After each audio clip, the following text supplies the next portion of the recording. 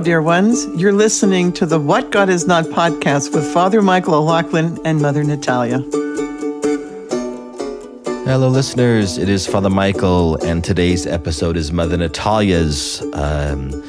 She took the greatest hits from an episode that we lost because of technical difficulties after we recorded the entire thing, or thought we recorded the entire thing. And so she talks about vulnerability, true vulnerability, what that means, especially when it comes to holiness or discernment of a vocation. We talk about online personalities and the place they have in our life, the place they should have, the place they shouldn't have. And we talk about forgiving the brokenness of those who we love and finding people in community that can understand and love us in our brokenness. And Mother gives some beautiful examples of deep healing and why we sometimes may get in the way of God's desire to really heal our deep wounds when we only want Him to heal what's on the surface, and how He will persevere through that, but how we can sometimes get in the way of what that is as well. If you're a #banter hater, go ahead and skip ahead 7 minutes and 32 seconds after the end of this recording. Glory to Jesus Christ. Glory forever. I feel I'm gonna, I think, clear my throat a lot during this episode, and this is a problem with when I run when it's cold outside. I then cough for hours. Does this happen to you too? Oh, you're nodding your head like you agree. I cough when it's cold outside. Oh, but I don't. But you're so cute that you're assuming I run.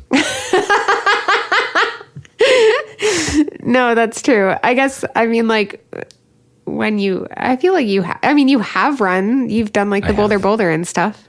Yes. But it probably wasn't cold outside. Definitely was not cold. Yeah. I run between my office and my house sometimes, or the church, if it's really cold.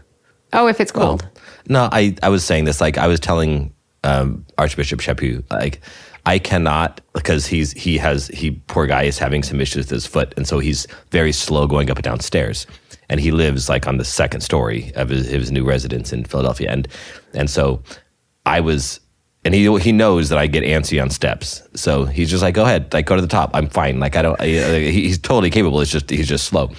And so I was like, so I cannot walk up steps. I cannot walk down steps. Like I need to run. Like, and if I'm talking to somebody, then I'm like, I can kind of meander next to them, but yeah, there's no way. And I was telling Sarah Jimenez the same thing.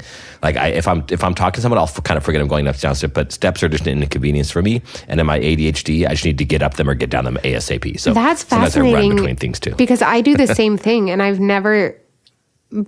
always just thought this is a weird me thing. Like when I go to our basement steps or something, if I have to go to the basement, it doesn't matter if I'm in a hurry. I run down the steps. Oh yeah, I just get bored. Yeah, that's fascinating. Walking, so why not run or go up the steps? And if it's really cold, I start coughing like the rest of the day. Well, stop. You're such a I literally turd. I like wheezed into the microphone. Oh, it wasn't easy to run this morning. I was really tired, but I did it. And in time, I even finished in time to go to Mass. I didn't shower after because I ran out of time to shower. So I was probably real smelly, but that's fine. Do you guys have the same priest, the same Roman priest just hanging out there? That's why you're getting all these masses in? Yeah. Oh, okay. Nice. Yeah. Shout out to Father Michael Lamy, who is wonderful. He was on a little bit. He was on the last podcast that we recorded, except that it was a fake podcast because we lost it. A ghost episode. I think it's the first episode that we've ever entirely lost. Is that true? It was, yeah. Because there was that one that we almost lost, but then Natalie saved it. And I regret, she did. She's totally our hero. You regret what? Off strong with you. Mother thinks she saved it, so that's the joke. I regret erasing. Well, I guess I regret. There was nothing to do with it. No, but we could have there was. If your voice had been enough, you said some pretty beautiful things that we couldn't have put out a recording, but it would have been nice to see written. You talked all about vulnerability. It was beautiful, and like you probably actually you couldn't have heard me. I take that back. In person, you can hear the other person through the other mic, just very faintly. But obviously on Squadcast we can't. And we're nowhere near each other right now. We're on Squadcast, so yeah. No, it's wah wah. Yeah, I said some pretty cool things too that I wish I had recorded though. Yeah, when we talk about vulnerability. Yeah, you did.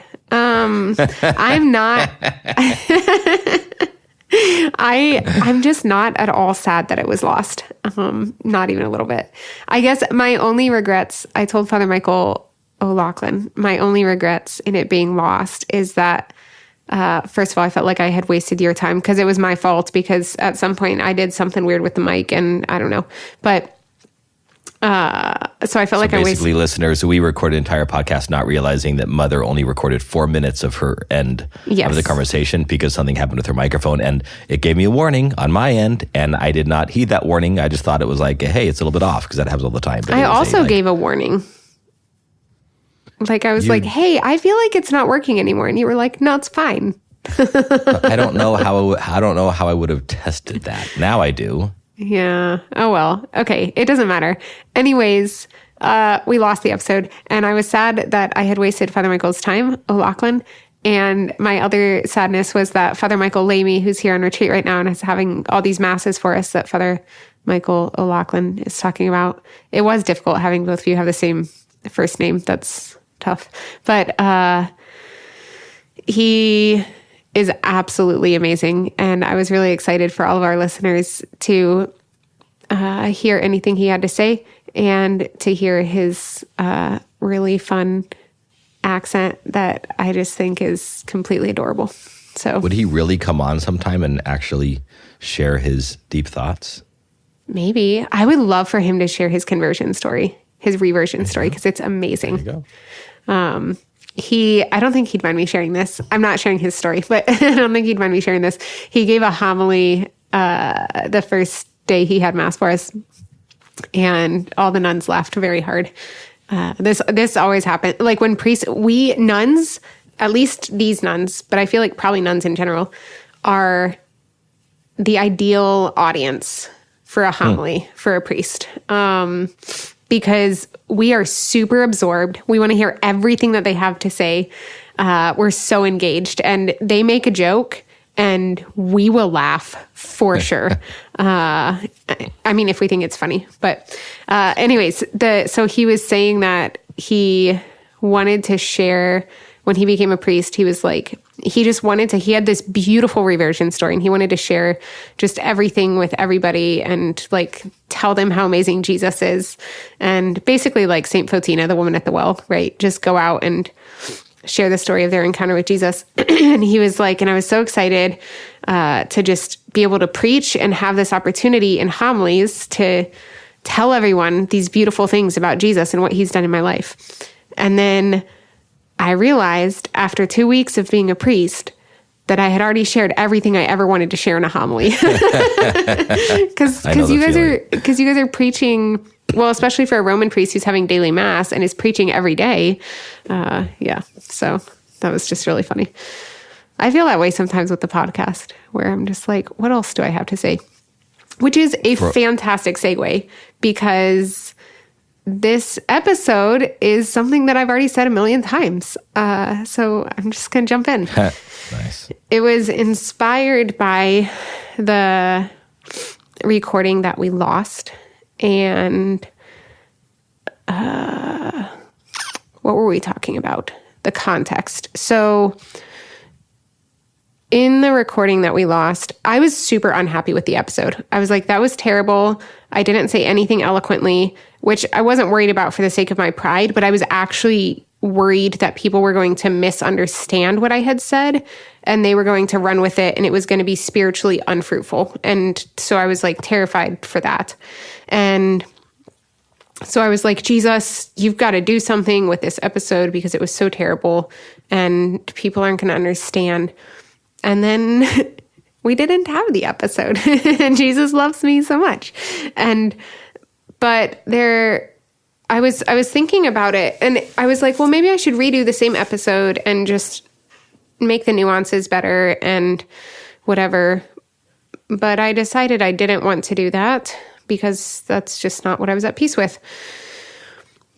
So instead, I want to share, there was part of the conversation we had in the recording that we lost that I think was my favorite part of what we talked about.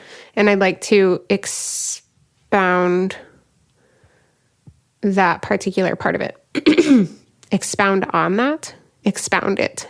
I think expound on it. I would say expound on it. Yes. Yeah. Okay. I think that's right. So in the episode, I was talking about how I'm a mess, which I do in most of our episodes.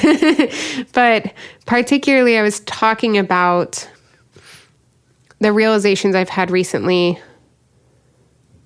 that it's kind of a good thing that I'm a mess and that I'm sharing the fact that I'm a mess with a lot of people because I know a lot of people listen to our podcast and to some of the stuff I do on Pints with Aquinas, and and they share that they're very inspired or they look up to me or whatever it is. Excuse me, sorry. And that's pretty terrifying. But also,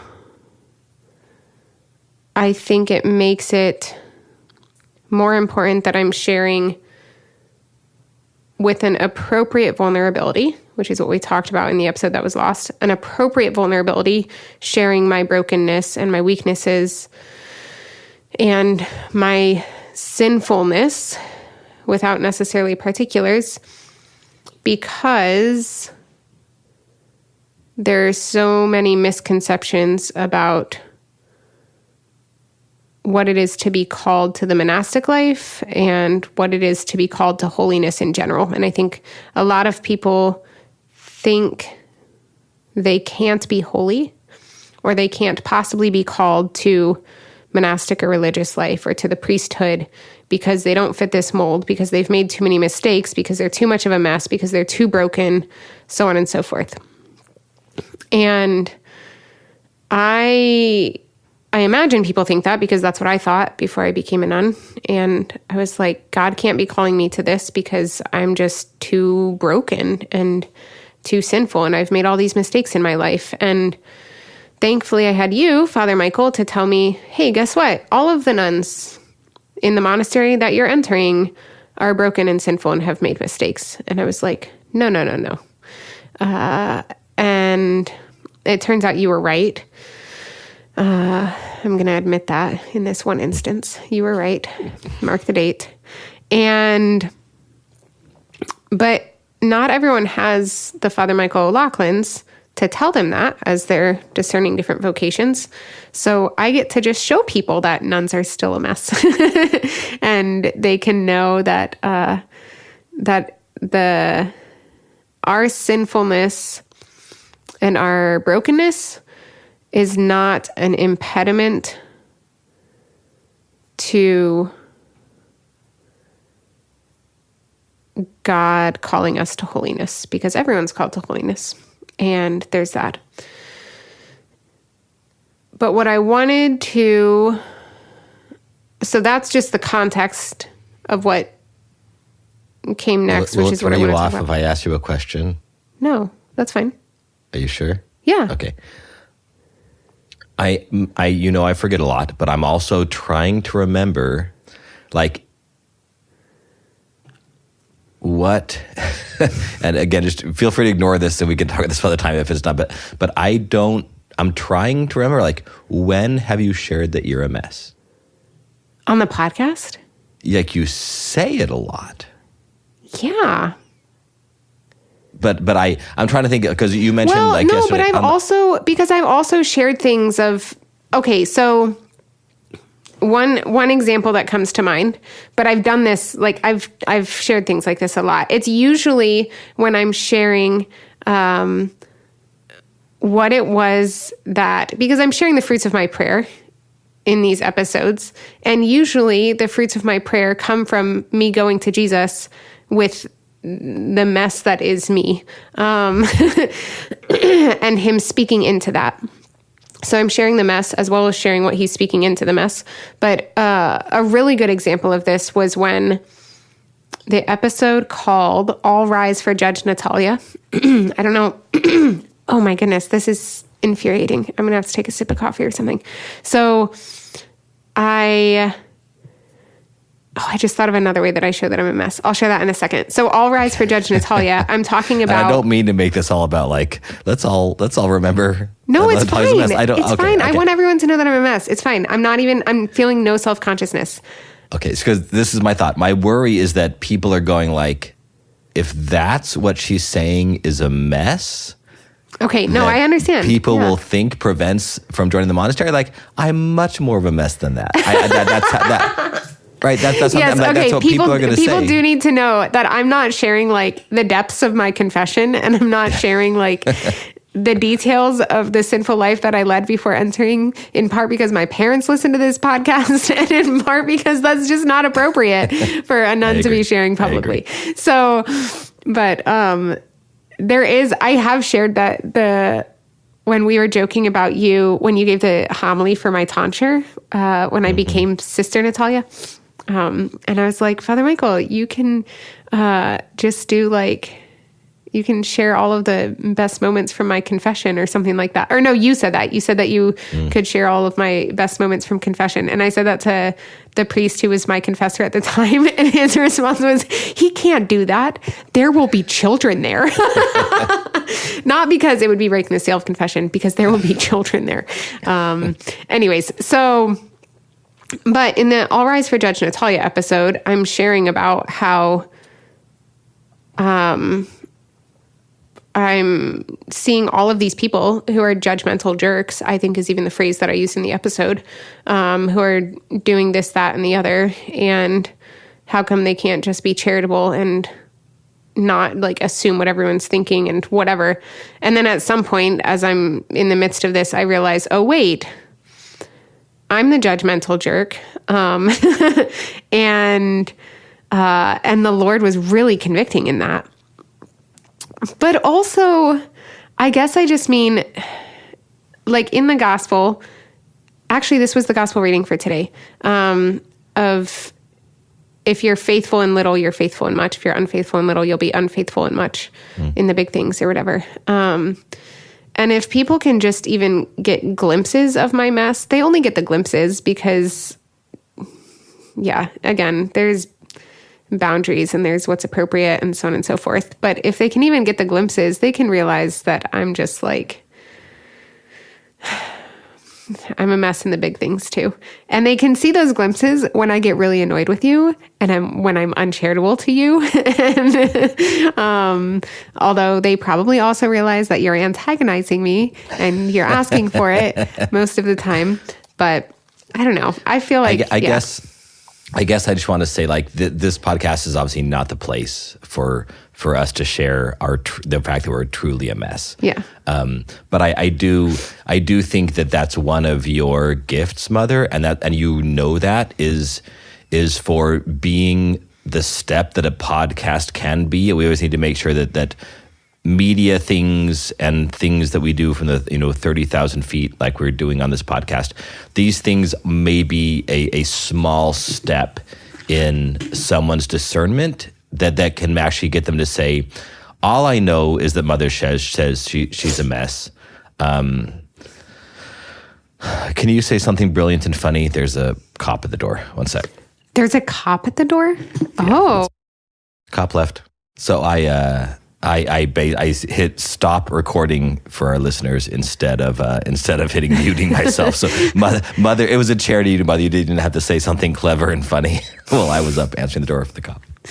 But you were talking about the 30,000 foot view and so it's like the 30,000 foot view. So thank you. So it's a step in that reminder. So what I would say is, for those of you that are listening and are inspired by when we do this, please take it as that. Take it as a 30,000 foot view, and then say, I'm just going to trust that this is real, and then let the next step be go to talk to a human being in real life. Or maybe even if you're seriously discerning, you can feel free to email us, and Mother can give a little bit of further wisdom there and things like that. But there is just know that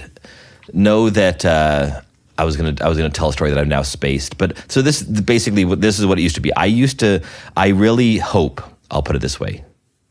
I hope that those in our church who are leaning into a ministry, usually a ministry from 30,000 feet, whether it's a bishop that's not their own, or a online priest personality or nun personality, those who are really leaning into the need that our churches are welcoming. And that's kind of the big thing. Is it doesn't matter who you are, what you've done, how you think, your personal ideology, nothing matters. Just come and we want you to feel welcomed in our parishes.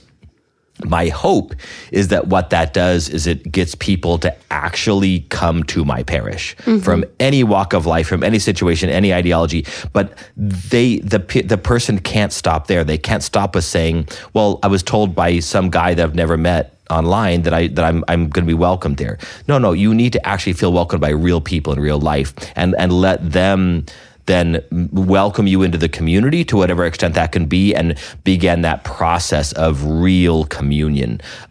So I'm critiquing myself here because I want to say you are very good, Mother, at saying you're a mess, and you're very good at explaining it in certain ways. But I don't want people to think. I guess Mother is much more of a mess than in the specific ways. Truth. And I am much more of a mess than and this is another thing with me, is that I'm also Mother Natalia's spiritual father. So she can even share a lot more with me, even in our friendship and even in the podcast, than I can share with her. Yeah. Because so it really is lopsided. We are unequally burdened. So you may even think of yourself, Mother, that you manifest yourself as being more of a mess on here, but that's because I really can't share everything as even with you that you can with me in that way. So there is an imbalance here. I got asked to be a confirmation sponsor for a little Roman Catholic, dear little girl that I love immensely. I'll share who it is afterwards, Mother. To be her confirmation sponsor, and it was another one of those moments, but especially with the kid, because like when you ask to be a godparent, like they're usually an infant, right? So you're like, okay, they're an infant. But I was asked by a kid who's 13, and this little girl is holier than me at 13 years old, and so it's one of those things. I'm like, oh my gosh, and there's this reminder of my own messiness, and I would never say no, because I think that'd be wrong. But there's this I need to become better. I need to become better if I'm going to be a good confirmation sponsor for this girl who already she's nearly an adult. She already has expectations. There's all these things about like this. I need to make sure that I'm a good example and make sure I'm praying for her, things like this. So anyway, let this be only what it can be. And I think maybe one of the things that we do as a podcast, Mother, which is beautiful, and that's why you're podcasting on this, is show a certain vulnerability that is good. But I don't want people to think that you're seeing the fullness of our brokenness or of our weakness, because you're not. You're really not. There's a lot more there in both of our lives, and it may appear that Mother, just because she brings it up more, because I think that's more of her ministry to you. And there's just things that I can't share. But just know that if you are discerning something that you have a vocation that you've put on a pedestal, like many people have, like you certainly just shared that you did, Mother. With these things as a pedestal, keep them on a pedestal, because what God calls you to should be on a pedestal, and it's what's going to get you to heaven. But also, let these beautiful little revelations from Mother Natalia, let them be encouraging. And don't let the devil convince you that this is the extent of the messiness. And so if you're more of a mess than you perceive we are, then you shouldn't, pursue a vocation. Go talk to a real human being who can look you in the eye, and the Spirit can work through in that way after we've maybe been the voice of our Lord a little bit, to get you to do that. And not even just, I think pursuing a vocation is the most obvious example, and that's the example I used, but it's also just more general of, we think that our brokenness and our mess means that we can't be holy. We're like, well, I just will never be holy. Which, first of all, it's not this like place that we eventually get to at some stage in our spiritual life, and then we're just there forever. It's a continual journey, you know. Even if like in the East, we even believe in deification, this process of theosis of becoming one with God for all of eternity, like even after our death. That looks different, obviously, than it does here because we're not continuing to sin when we're in heaven. So that looks different than it does here. But it's this eternal process of becoming more and more in union with the Lord. And there's no one who's too much of a mess to do that. And yeah. So as I was talking about that, you posed this question that I thought was a really beautiful question in the recording that was lost, that then led to what I think was the most fruitful aspect of that conversation. You said that you often wonder, what do the people do who seem like they're just too much of a mess to enter the monastery? The people who, do you remember your question? Because if you could just say it again, that would probably be. If I'm remembering correctly, it was something like, in other words, there are people that are not called to the monastery, or in my case as a vocation director, to the priesthood. There are people that are not called, but it's not because they're too much of a mess. Yeah. You said something brilliant. Well, my response is what I want to share. Yeah. Which I think I know what you're going to say, so please go ahead. But it's like basically when someone thinks that they're called to ordination or to the monastery, and the monastery or the church, the diocese, decides that they're not, it's not because you're too much of a mess to join a situation where messy people are there. Yeah, because your question was something along those lines of like, well, what does it mean if you're just like, if it seems to you like, well, if the monastery is the place where you, like, that's the hospital that you go to for healing, well, what does that mean if I'm just like... And I'm not accepted. Yeah, and I'm not accepted, then... And the point that I made in response was that as the vocation directors for our community, if I'm talking with a discerner and I need to tell her that she can't discern with our community, like she's not called to our community, and sometimes I even need to say, you know, I really don't think that you have a monastic vocation, period, not just to our community.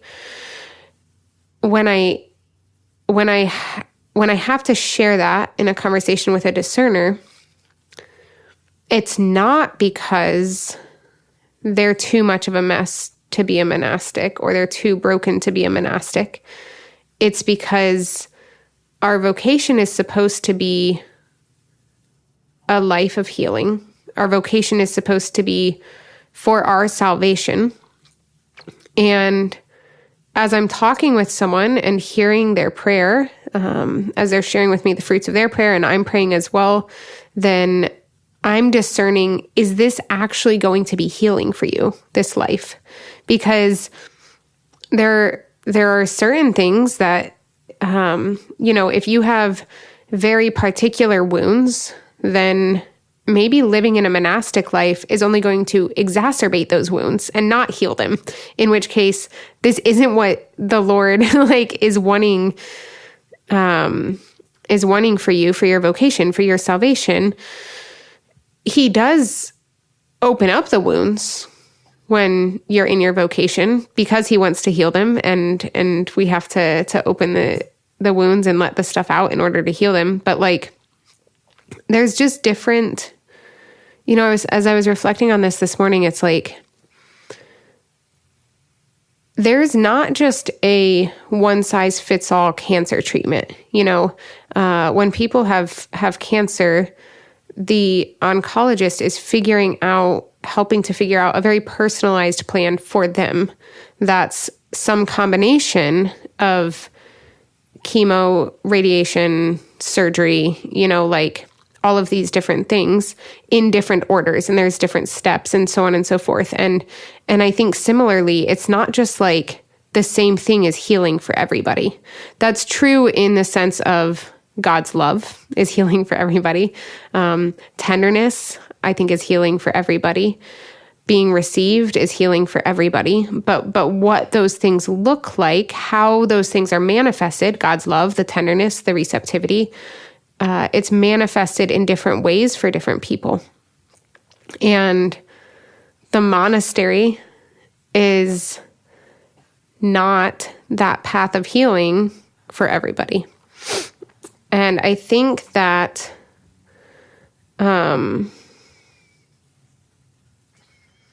this is part of why when we get podcast emails,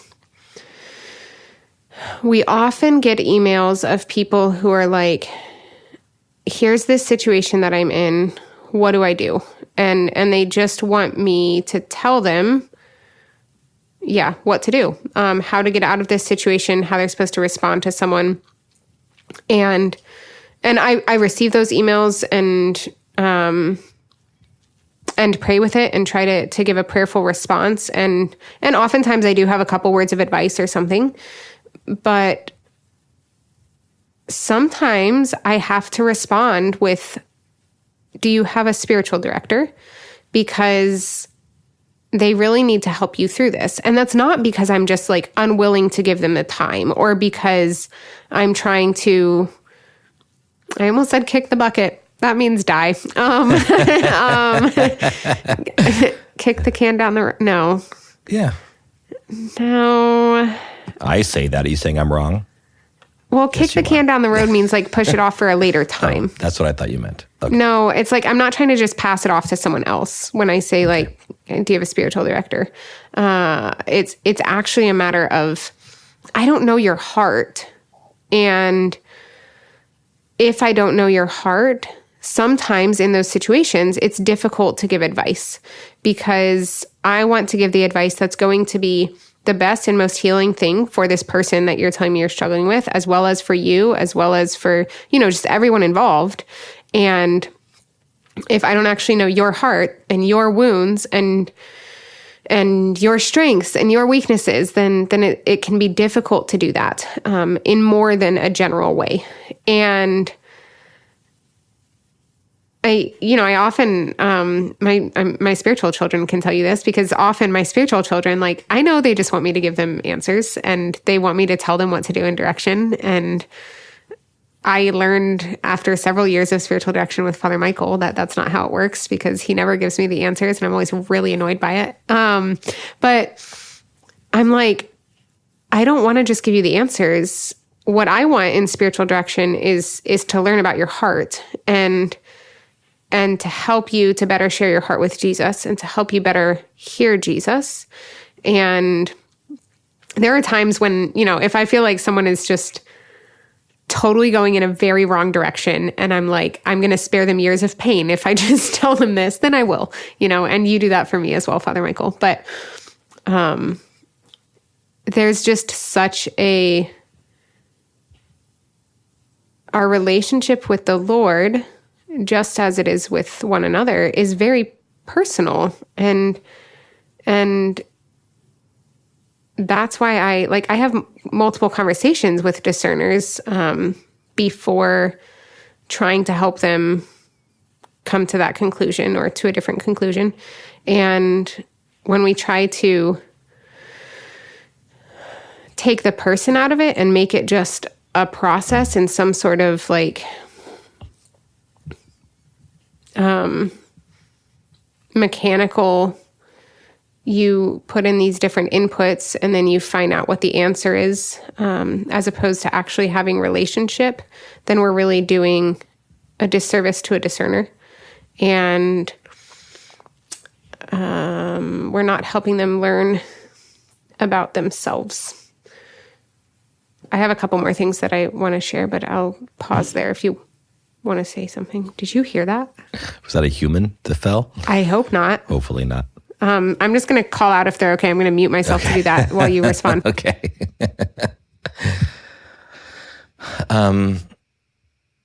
Yes. Mother's making sure that her community is okay. I think that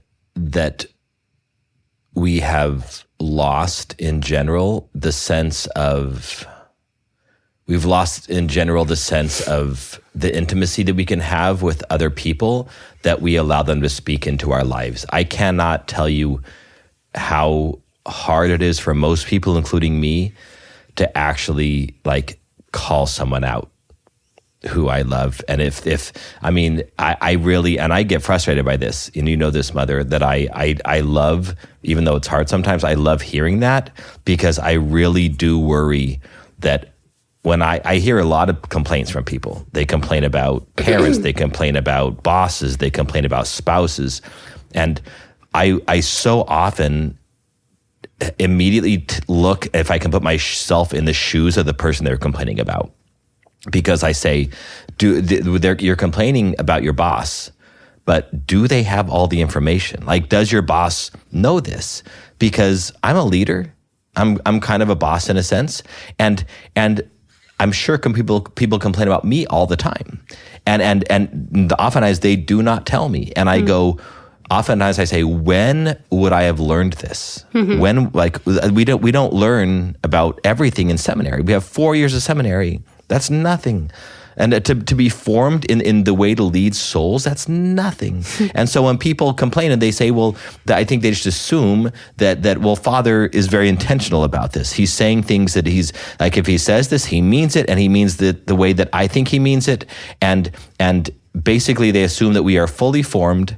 And I do the same thing with my bishop, Right? We assume they're fully formed and that they're very intentional really what they say. Get a week of baby bishop school or whatever. Right. And so we have to have good people in our life that can call us out on things. We need people to give us advice regularly. We need continuing education in being a human being. We need continuing education in being a leader. We need continuing education in loving. We need this continuing education in everything. And it's not always right for people it's not my place to correct my bishop on everything I think he's doing wrong. But I need to get better about inviting my people and doing that. If I ask them to let me know, what have you complained to your friends about this past month? I'm not going to put it that way. I don't want to make them feel shamed. But what are your frustrations with my leadership? And when I actually invite that type of constructive feedback, then I am learning these things. So basically, I think what we do is we put media personalities, and I'm just going to put us in that place, Mother. We put media personalities that we think that there's this wisdom they have, or there's this something that they're telling me about, and it's not our opinions or our thoughts that should be that listeners interpret and then say, well, this is what they said. So then, therefore, they must have a wisdom that I can get out of an email or get from a phone call or a quick question. That's not our place. It's not our place to do that. It's not our place to expect that from other people. And yet, I know I saw the other day some woman that there was a comm box after some news article, I think at the Pillar or something like this, and they were talking about all these priests that are falling from grace. All these priests are leaving the priesthood, and the priest in Louisiana that just attempted marriage. So it's this happens, and the fact of the matter is that we're hearing about every single one. This has always been the case, but we're hearing about every single one because of the way media is. But the same thing is that so this woman posts in one of the comm boxes and says, you know what? If Father Mike Schmitz ever left the priesthood, I would lose my faith. And I just thought, I get it. I don't think you'd be the only one. That's a dangerous place to be, though. Oh my gosh! But I think there's a lot of people in that place. But because they're assuming that Father Michael Schmitz knows everything about the faith, is living a life of complete holiness, is not a broken man, and that they're putting him on this pedestal to say that if he loses his faith, then anybody should lose their faith. And you go, no, he's put not your trust in princes. Right. I'm assuming to this woman that he's a media personality. It's not, he's not her spiritual father or her pastor. I'm assuming that's the case. So don't put people that are in that media place that are at 30,000 feet, don't put them in that place of letting them affect your faith in a very, very real way. So that's the way it is with any of us. So when we talk about our vulnerability, let our vulnerability be an invitation to a real human conversation with someone who knows and loves you, and into finding real community, even if that means inviting people in to be constructively critical or give constructive feedback, or being willing to do that for others, and really understand. One of the things that we had to erase on the last one that I think I brought up, and now my guardian angel's just taken it from my mind. But basically, it was something about we are really never completely vulnerable except with one or two people, because we don't, when our real brokenness, we don't share with anybody, and it's really, really hard to, that's what it was. So basically someone's not really, like, true love is usually seeing someone's deep brokenness, actually being kind of turned off by it, being a little bit sickened by it, and then overcoming that aversion to the sin in order to love them more in the end. It usually, it's not true. I think I said, like we don't understand the story of the Good Samaritan at all, because we don't have an aversion to Samaritans. Jesus' audience hated Samaritans. They saw them as the enemy. And so to understand Jesus' message that a Samaritan was the one that helped one of us who fell in with robbers, like you have to have that aversion, then overcome it out of love. And so when we really, I think it's a beautiful, beautiful thing when we really share our brokenness. It sits with the person we've told, and they don't go, oh, that's nothing. They go, that's deep. Like, that's a brokenness, and I'm kind of surprised by that. And yet you're coming and telling me I need to find Christ-like love and acceptance of you right now. That's unconditional and Christ-like, and then it may take me a bit of time, but I'm going to love you more because of this, and because what you've done with the healing, rather than the immediate aversion, like with Samaria or what's the city from Jews to Jericho? Jericho was another place that would have turned people's stomachs. And Jesus talks about Jericho all the time. So anyway, rant over. Thank you. It was a good rant. What I want to share next is basically totally off topic of what you just said, but it was something that I really wanted to share in this episode. I don't know if it relates to anything, but I want to share it, so I'm going to. Do it. And I need to wrap up shortly, so I'm just going to share it now. I wanted to share an experience I had in prayer just recently, because about healing. There's a particular, this is one of those things where it's like, I can't share the details with you because for all of the reasons, but so I'm going to share in vague ways, and, but I think that people will still be able to receive from it and see the beauty in it. But I expressed, back in August, I got just really angry with God, is what happened. And I was angry with him because there were externals in my life, things having to do with my sins and my temptations and my struggles, and that I'm just like, why are you still letting me struggle with this? Because I've asked you 1,000,000 times to take it away, and I don't want it, and it's sin, and it's not fair. So just take it. And why won't you take it? Because I know you can.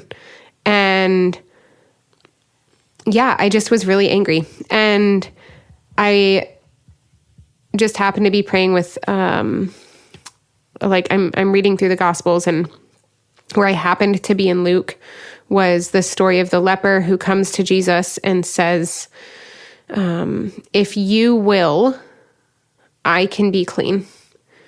And Jesus says, I will it, and be clean. And the leper goes away clean. And I read that story and I was infuriated, because I was like, why, honestly, like very vulnerably, I was just like, why don't you want me to be clean? Why don't you will that? And like, I'm asking you to cleanse me and you are choosing not to. And how is that a loving father? And how is that the divine physician? And how is that all of these things? And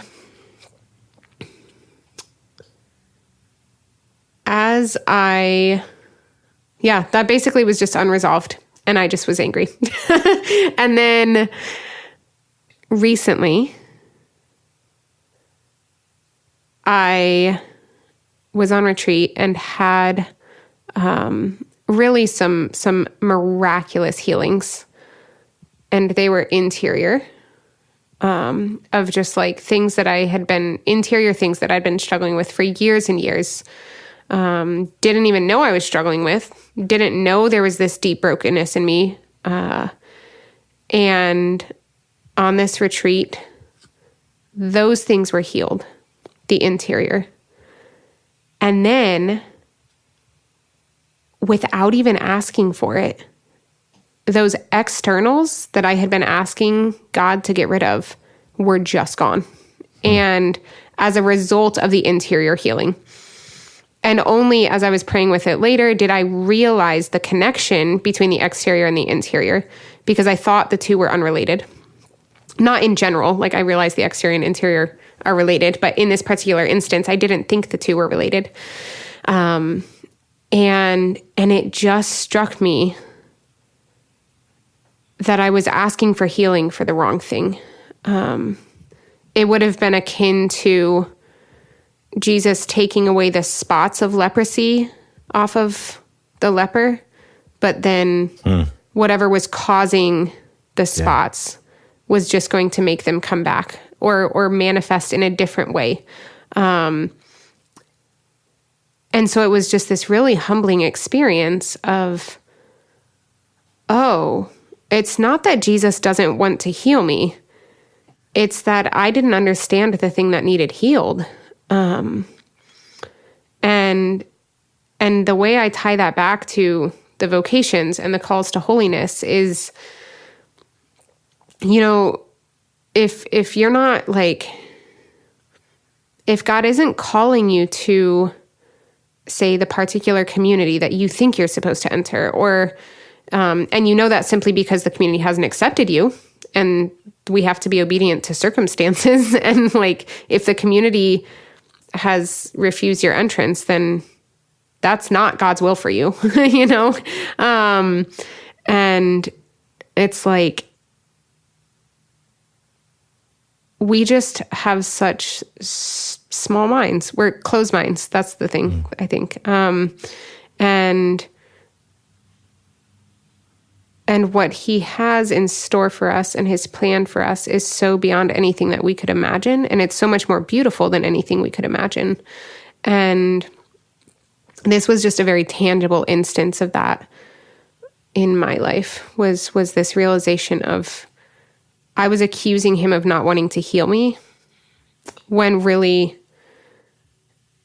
there was just a much deeper healing that he was preparing.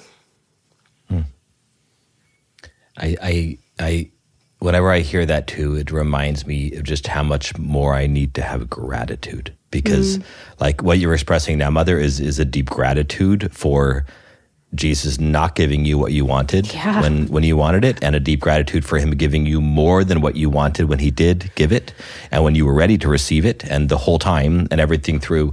And it really is, I mean, praise and gratitude is something that we just do not do enough of. I think especially we Catholics and Orthodox, you know, we have so much of our liturgy of the hours is praise. I mean, especially on, you know, in the morning for Matins, like Psalms of praise. But I rarely, maybe I'm just speaking for myself here, I rarely like say, oh, it's the time for praise. I just pray the Psalms because they're what's written in the book, and I chant them. But I'm not actually like saying what I'm doing right now is Jesus is teaching me how to praise him so that I can continue this for the rest of the day.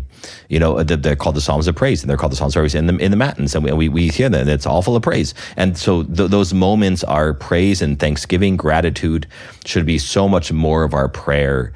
and take so much more time than we basically, I think, do now with either obligatory prayer, memorized prayer that we pray so we don't feel guilty, or prayer of petition, asking for things, and we've been taught this since we were kids. Always begin with prayer and praise and thanksgiving. But we need to do that. And I think moments like this, the realization you just had, is a lesson to me to make sure that I do that a little more frequently. Yeah, and it's also, I think part of the reason it's more beautiful than I even imagined is because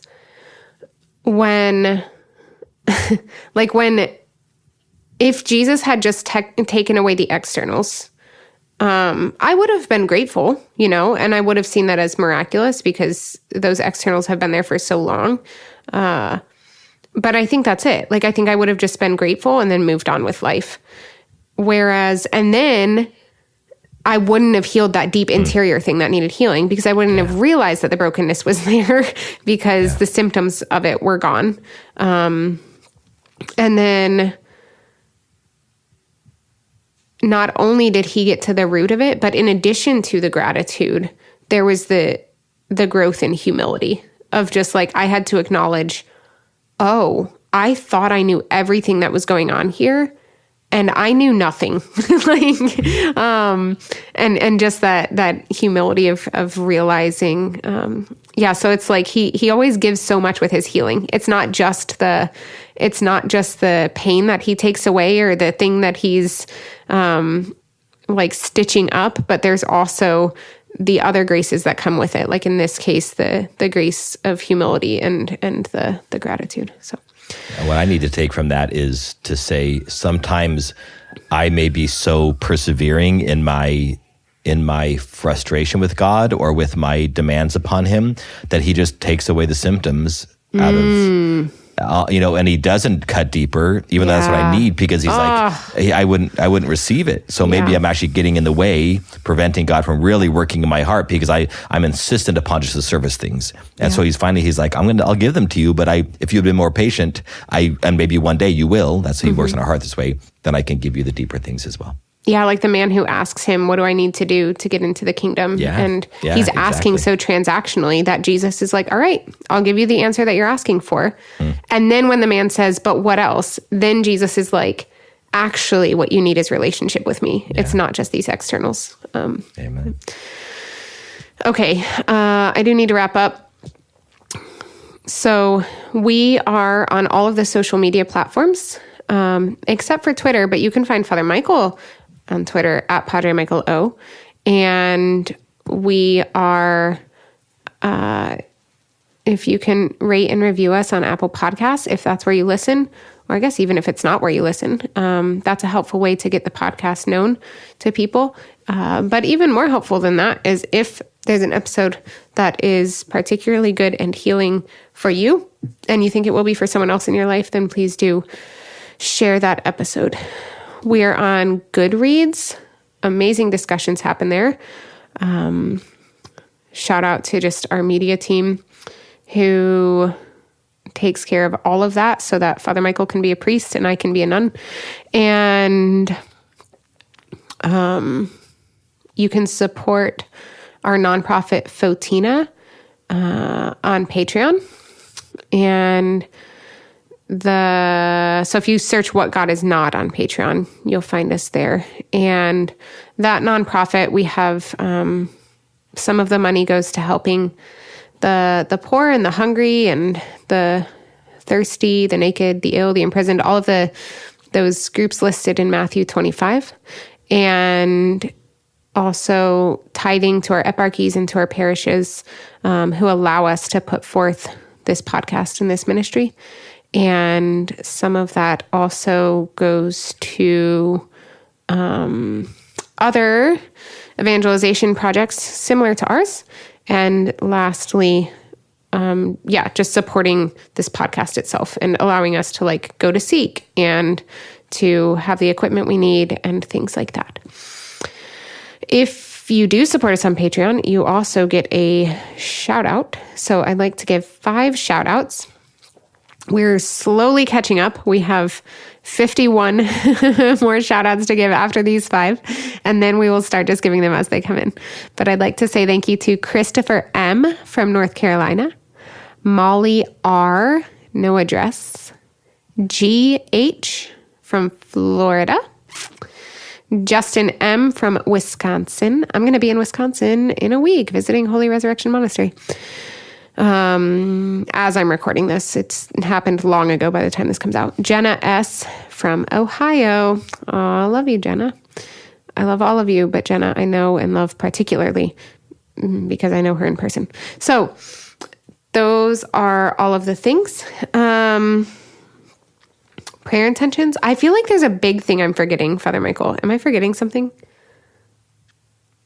I wasn't paying attention to your spiel about the platform, so you may have forgot something in there, but I just mean I feel like there's some big part of the podcast that did I just skip an entire part altogether? No, we do the podcast prayer and then the intentions. spiel and then prayer intention. Okay. Love you, blessing.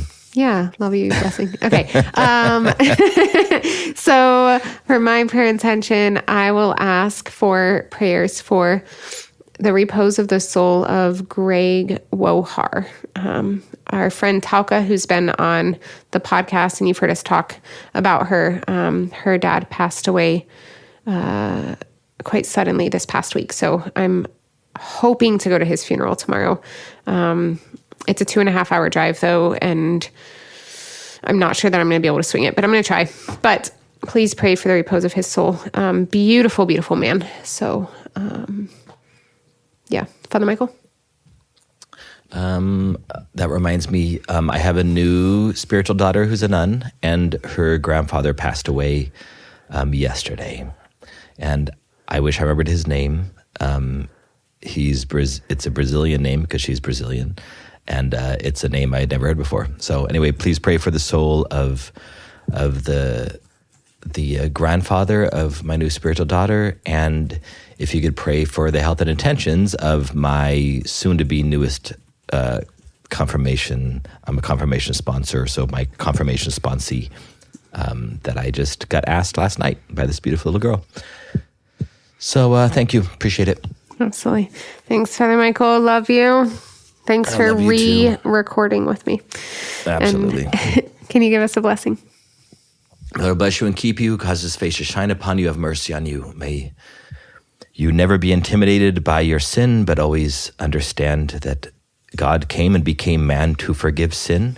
He came to heal our brokenness. That's why he came. That's why he wanted to come. That's why he does what he does, why he offers his mercy and his love and his desire for our salvation, our union with him. May you always find great hope in the gifts he gives and be prevented from the attacks of the evil one or any enemies, visible or invisible. May you find joy in true vulnerability within your community. May you find a community that you trust and that you love and that trusts you and loves you. May you find rest and comfort in that. And may you allow yourself the vulnerability and the sharing of brokennesses within that community that truly does lead to resurrection and leads to healing. May our Lord give you every good thing you need, and may you know that he does. May you trust that he does and have hope that he does, even the salvation of your soul. In the name of the Father, and of the Son, and of the Holy Spirit. Amen.